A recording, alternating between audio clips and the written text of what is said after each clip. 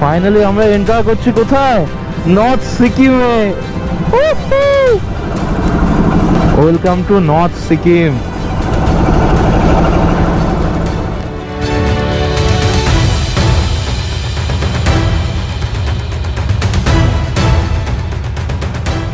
তো সবাইকে স্বাগত আমার পার্ট 2 এর ভিডিওতে। আজকে 2 তারিখ এবং এখন ঘড়িতে বাজে 5:37। তো আজকে কিন্তু আমাদের জার্নি হবে লাচেনের উদ্দেশ্যে। তো লাচেনে এখন বিশাল ঠান্ডা। সকালে চেক করলাম, লাচেনে দেখাচ্ছে -4 আর feels like -8।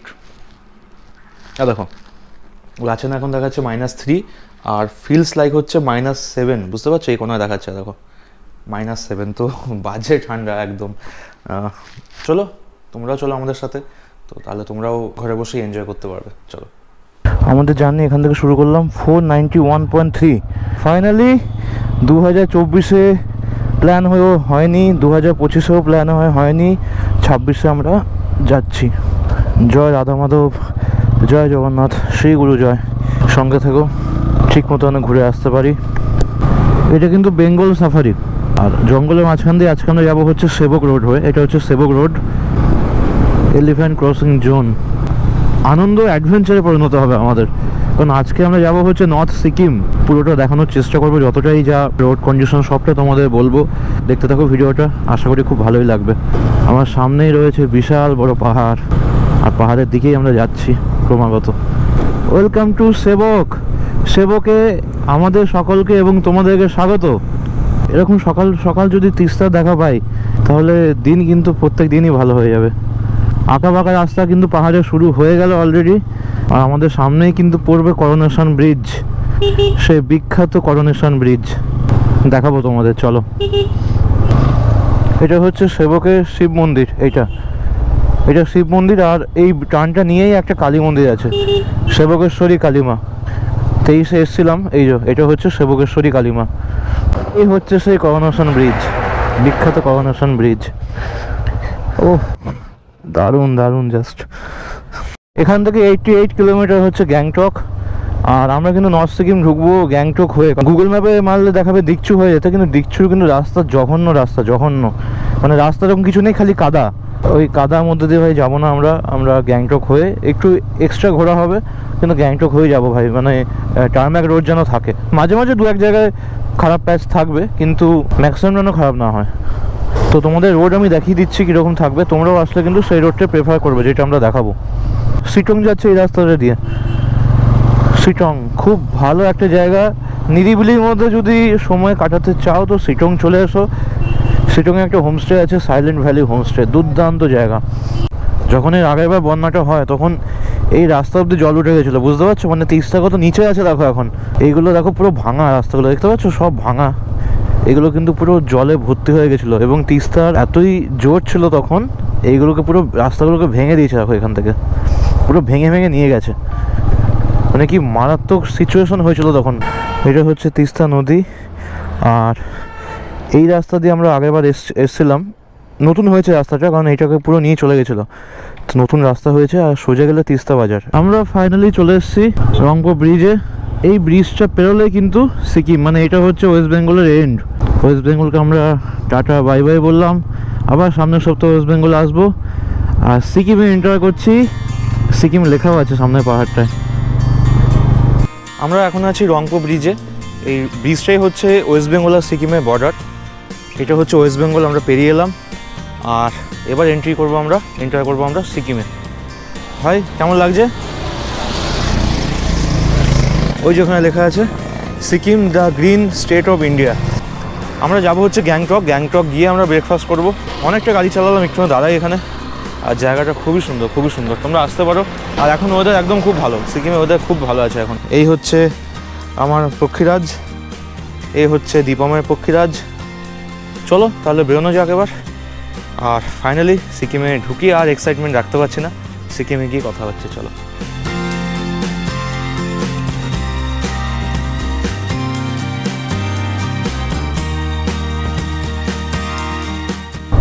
Welcome to Sikkim. এখান থেকে গ্যাংটক হচ্ছে 38 কিলোমিটার। সিকিম রাজ্যটা কিন্তু সত্যিই খুব ক্লিন। দেখো রাস্তা কি সুন্দর। এটা হচ্ছে তোমার দিকচু হয়ে তোমার যাওয়া যায় হচ্ছে লাচেন, কিন্তু আমরা দিকচু হয়ে যাব না, কারণ দিকচুর রাস্তা খুব বাজে। তো চলে এসেছি গ্যাংটক, লাইফে ফার্স্ট টাইম। খুব সুন্দর শহর, ঠান্ডা সেরকম নেই, কিন্তু আমি যেরকম ভেবেছিলাম ঠান্ডা থাকবে, ঠান্ডা কিন্তু নেই, গরম আছে। আর গাড়ি চললে ঠিক আছে, ইভেন গাড়ি আসতে চললেও গরম লাগছে। আমরা এখন আছি গ্যাংটকের পাশেই বাকথাং ওয়াটারফলসে। আমার পেছনেই বাকথাং ওয়াটারফলস দেখতে পাচ্ছ। এটা বর্ষায় মানে বৃষ্টির সময় কিন্তু এটা আরও অনেক বড় হয়ে যায়, এখন তো জল নেই তেমন। আর এইদিকে হচ্ছে সিকিমের পাহাড়। এখানে একটা রেস্টুরেন্ট মতো রয়েছে, রেস্টুরেন্টে ভাবলাম তাহলে একবার দাঁড়ালাম যখন, একবারে ব্রেকফাস্টটা করিনি। অলরেডি তোমার এখন বাজে 11:51।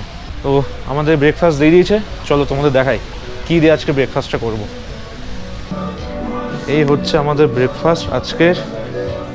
রনি নিয়েছে পুরি সবজি, আমি নিয়েছি মোমো।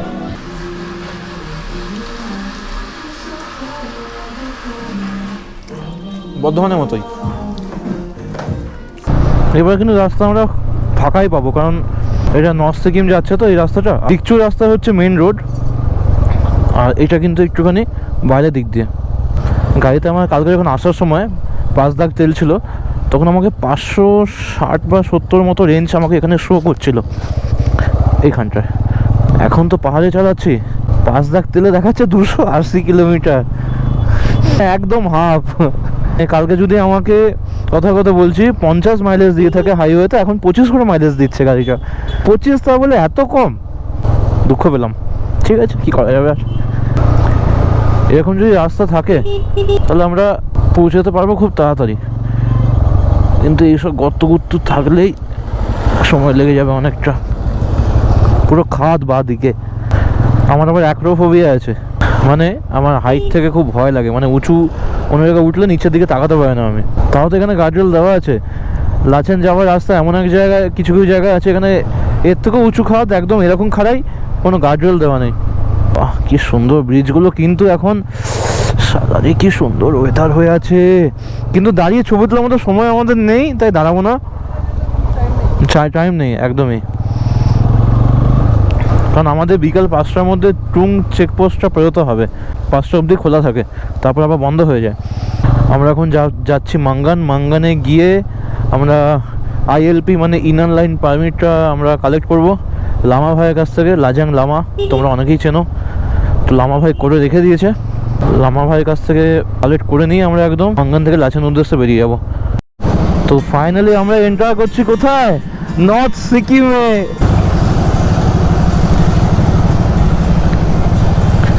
কি সুন্দর ওয়াটারফলসটা।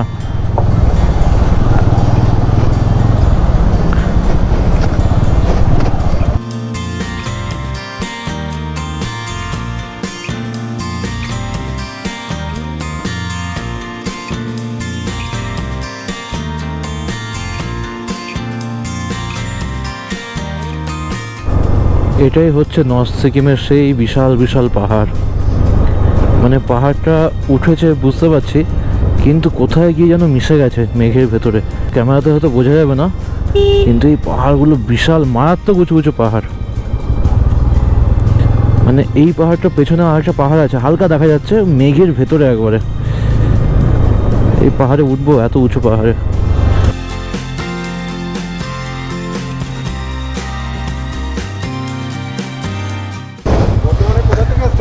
প্রপার বর্ধমান।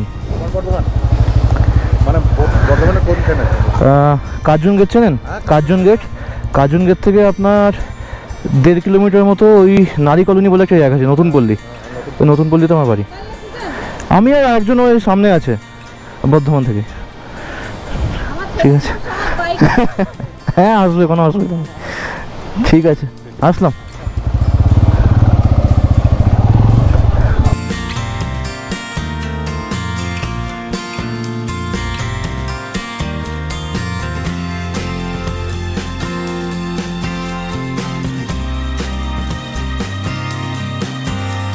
আমরা মাঙ্গানের একদম কাছাকাছি চলে এসেছি। এখান থেকে মাঙ্গান আর 8 থেকে 9 কিলোমিটার হবে ম্যাক্সিমাম, তার বেশি হবে না। এতক্ষণ তো বেশ ভালোই রাস্তা পাচ্ছিলাম। আর এবার এখন ভালো রাস্তার মাঝখানে মাঝখানে এরকম অফরোড প্যাচ কিছু কিছু রয়েছে। এই রে গাড়িটা উল্টে গেছে নাকি? ব্যাস, কি অবস্থা। আর এই শার্প টার্নগুলো কিন্তু খুব চিন্তা করে নেবে, খুব ভেবে চিন্তে নেবে। এই শার্প টার্নগুলো সবসময় দেখে নেবে আগে থেকে গাড়ি গাড়ি আসছে কি না, আর অনেকটা লম্বা এরিয়া নিয়ে ঘুরবে। শর্ট এরিয়া নিয়ে ঘুরতে গেলে কিন্তু একবার যদি গাড়ি ডিসব্যালেন্স হয়ে যায়, পড়ে গেলে কিন্তু আর রাখতে পারবে না গাড়ি। আর লাগেজ ফাগেজ থাকলে আরও ভারী হয়ে থাকবে গাড়ি, তো একদম ঘুরিয়ে নিচে ফেলে দেবে। তো সবসময় এরকম শার্প টার্নগুলো সবসময় বড় জায়গা নিয়ে ঘুরবে। এইগুলোকে বলে অফরোড। উফ, বাপরে বাপ।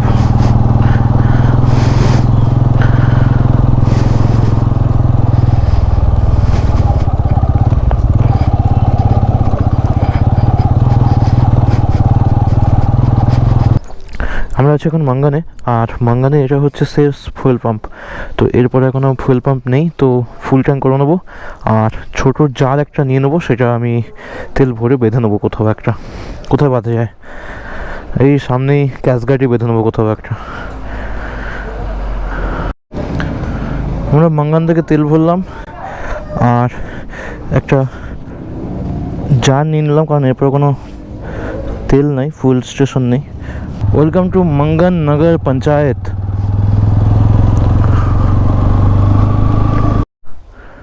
আমরা আমাদের পারমিটটা এখান থেকে কালেক্ট করলাম, লামা ভাই ট্যুর অ্যান্ড ট্রাভেলস। আমাদের টোটাল দুখানা বাইক নিয়ে পড়লো 1400 টাকা, 700 করে ইচ।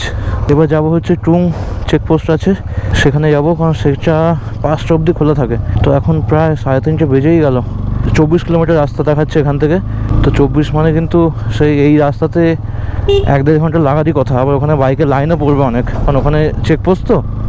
আমাদের মাঝখানে একদম সময় নষ্ট করা যাবে না। আর চেকপোস্টটা নাহলে বন্ধ হয়ে গেলে না, আমরা আর যেতে পারবো না। এই যে পারমিট করানো সব কিছু একদম পুরো প্ল্যান পুরো ভেস্তে যাবে। তো যে করে হোক চেকপোস্টটা ক্রস করি, একবার পেরিয়ে যাই, তারপর দেখা যাবে। তারপর একটু সন্ধে হলে অসুবিধা নেই। গায়ে জল লাগছে ঝর্ণার।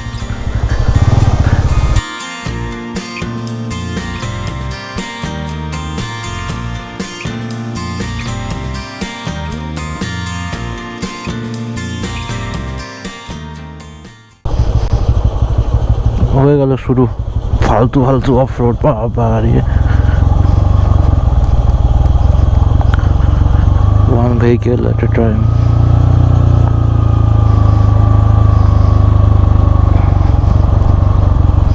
বাবা, পাথরটা বেরিয়ে আছে একবারে।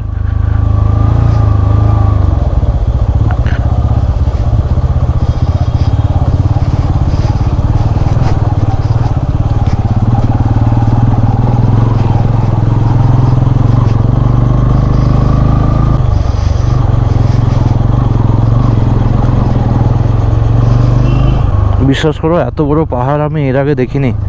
দার্জিলিংয়ে পাহাড় দেখেছি, কিন্তু দার্জিলিংয়ে পাহাড় এত বড় নয়। এই বিশাল বিশাল পাহাড়। আচ্ছা, এটাই সেই রাস্তা নতুন হয়েছে। এটা রাস্তাটা আগে ছিল, যেটা কিন্তু তোমার লাস্ট ইয়ার নষ্ট হয়ে গেছে। দেন এই রাস্তাটা তোমার নতুন করেছে।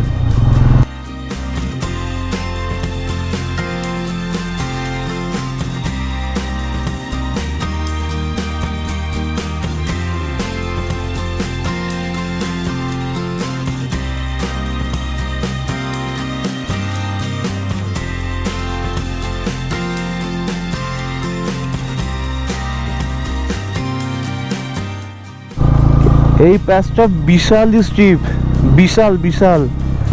গাড়ি উঠতে গাড়ির অবস্থা খারাপ হয়ে যাচ্ছে। 3-এ দিয়েছি, গাড়ি কেঁদে দিচ্ছে, আর পাচ্ছে না। 2-এ দি, 1-এ দি না।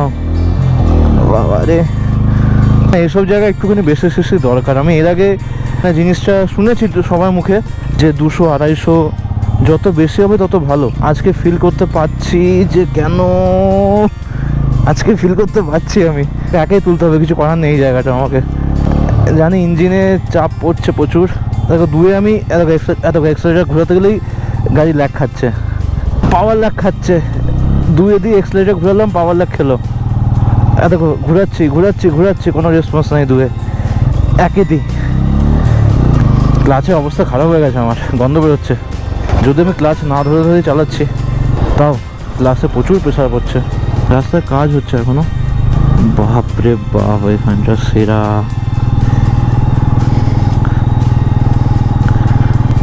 মা আমি কিন্তু ডান দিক চেপে চেপে যাচ্ছি, হ্যাঁ খাদের দিকে যাই না, যাচ্ছি না, কিন্তু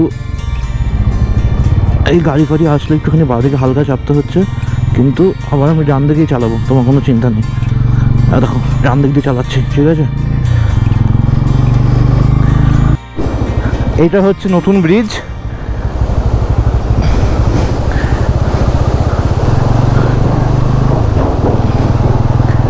বাপরে বাপ, ভয়ানক জায়গা।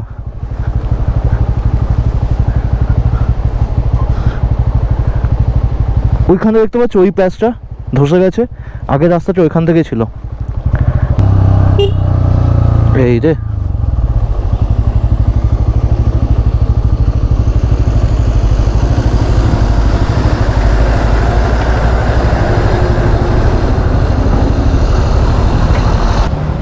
কতগুলো আছে?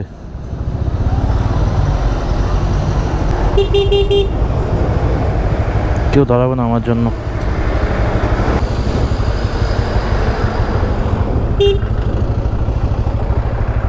টুং চেকপোস্ট আর এখান থেকে 2 কিলোমিটার। নিচের দিকে নেমেই যাচ্ছি কন্টিনিউয়াস। আমার চেক ইঞ্জিন লাইট জ্বলে গেছে, মানে ইঞ্জিন এত গরম হয়ে গেছে, বুঝতে পারছো? দেখো ঠান্ডা করতে হবে ইঞ্জিনকে। 1 কিলোমিটার, মানে ইঞ্জিন ব্রেকিং করে করে নামছি তো। শুরু হলো অফ রোড প্যাচ।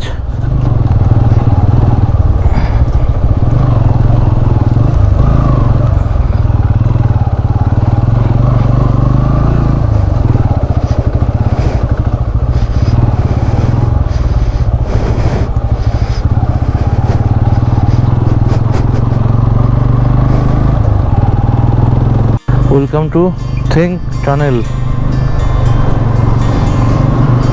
সেটা পুরো পাহাড়টাকে কেটে বানিয়েছে, সেই লাগছে।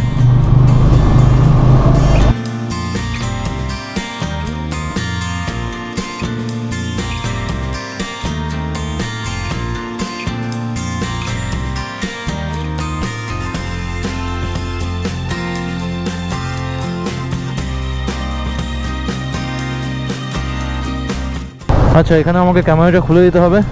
চেকপোস্ট রয়েছে, চেকপোস্টটা পেরোই, দেন আবার তোমার সঙ্গে দেখা হচ্ছে। চলো,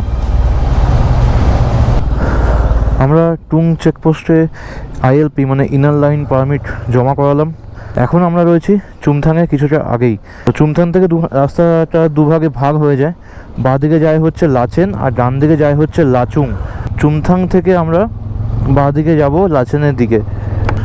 অফরোড রয়েছে চুমথাংয়ের প্যাচটা, কারণ এটা ধসে গেছিলো কদিন আগেও, এটা ছিল না। এই রে গেলাম, চাকা বিশাল স্লিট করছে ভাই। এখানটা বুঝতে পারছো কি অবস্থা? দেখো এটা পুরোটা ওপর থেকে ধসে পড়েছে, দেখেই ভয় লাগছে। পুরোটা অফ রোড। আমি ট্রাই করছি এই উঁচু নিচুগুলোর মধ্যে দিয়ে যাওয়ার, কারণ সেটা অন্তত স্কিড করবে না। তোমাদেরকেও আমি সাজেস্ট করব, যদি দেখো পাথর এইসব রয়েছে সেটা ওপর দিয়ে যেতে। এইগুলো কিন্তু প্রচুর স্কিড করবে। 1 vehicle at a time। আমরা আগে লাইন দিই, কারণ আমাদের 2 চাকা, এই দাদারা 2 চাকা নিয়ে আগে লাইন দিয়ে দিয়েছে। তালামচু ব্রিজ এখন আমরা ক্রস করছি। এর আগে লাচেনে যাওয়ার যে রাস্তা সেটা কিন্তু শেষ হয়ে গেছিলো, পুরো নষ্ট হয়ে গেছিলো। তো মার্চ মাসেই তালামচু ব্রিজ কিন্তু ওপেন হয়েছে। আর এই ব্রিজটার হাইট হচ্ছে 400 ফুট, মানে এর নিচটা 400 ফুট গভীর। এর নিচটা দিনের বেলা হলে দেখাতে পারতাম, পুরো একটা কাঠের ব্রিজ।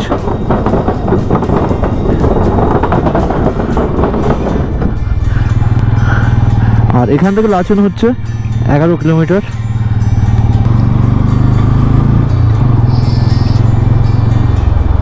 এই লাচেন যে এতদিন বন্ধ ছিল, এই রাস্তা ছিল না বলেই কিন্তু বন্ধ ছিল। তো লাচেনের রাস্তা কিন্তু এটা জাস্ট হয়েছে। নেটওয়ার্কে কি রাস্তা কই? আচ্ছা, আবার অফরোড, রাতের বেলা অফরোড কার ইচ্ছা করে করতে। রাতের বেলা কীরকম অ্যাডভেঞ্চার দেখো, পুরো অফ রোড, কোনো রাস্তা নেই। এদিকে আবার ঝর্ণা আছে একটা, যেখানে খাদ, তো যেখানে এখানে অফ রোড আছে সেখানে সেখানে প্রতিনিয়ত ল্যান্ডস্লাইড হয়। সেই সকাল থেকে পাহাড়ে গাড়ি চালাচ্ছি, 6:15 বেরিয়েছি, এখন বাজে 6:45, তো বাইক চালিয়ে যাচ্ছি সারাদিন পাহাড়ে।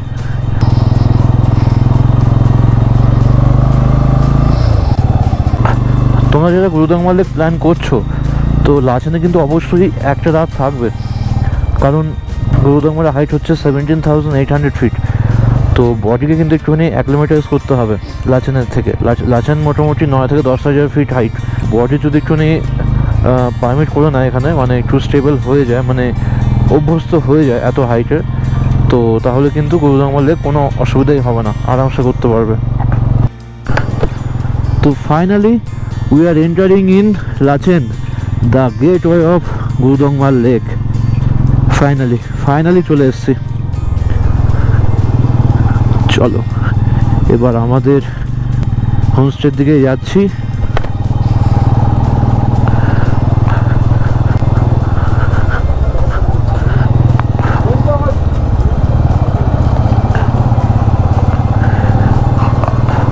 Good evening everyone, good evening from Lachen. আমরা এখন লাচেনে আছি। তো এই কারেন্ট যাওয়া আসা করছে আর কি, লাচেনে কি এরকম যাওয়া আসা করে কারেন্ট। লাইভ এক্সাম্পল একদম। তো আমরা রুমে চলে এসেছি। রুমটা খুবই ভালো, কম বাজেটের মধ্যে যদি কোনো রুম চাই তোমাদের, তো এই রুমটা নিতে পারো। তো পার্ট 2 ভিডিও এখানেই শেষ করছি। কারেন্ট নেই, এমনিতেই আমাদের গ্যাজেটগুলো চার্জও দিতে পারবো না তেমন করে। পাওয়ার ব্যাঙ্কে যেটুকুনি আছে ফোনে আর ক্যামেরা আর ব্যাটারিগুলোতে দিতে হবে। আর কালকে গুরুদংমার লেক যাব আমরা, আগাম বলে দিলাম। তো দেখা যাক কী করে কি ম্যানেজ করতে পারি। আশা করি পার্ট 2 ভিডিও তোমাদের সব ভালো লেগেছে। ভালো লেগে থাকে অবশ্যই লাইক করে দিও, সাবস্ক্রাইব করো, আর অবশ্যই পাশে থেকো। চলো রাখছি এখানে, ভিডিওটা শেষ করছি এখানে। দেখা হবে তোমার সাথে পার্ট 3-তে। হ্যাঁ আচ্ছা, বলছি ইম্পর্টেন্ট জিনিস হচ্ছে এইটা সব থেকে। হ্যাঁ, বিশাল ঠান্ডা, আমি ওই জন্য ইয়ের মধ্যে দাঁড়িয়ে আছি পা মোছার ওপরে, কারণ মাটি একদম জমে আছে, পা রাখা যাচ্ছে না। চলো গুড নাইট, তোমার সঙ্গে দেখা হবে পরের ব্লগে। চলো বাই। একটু অন্যভাবে শেষ করি, চলো বাই।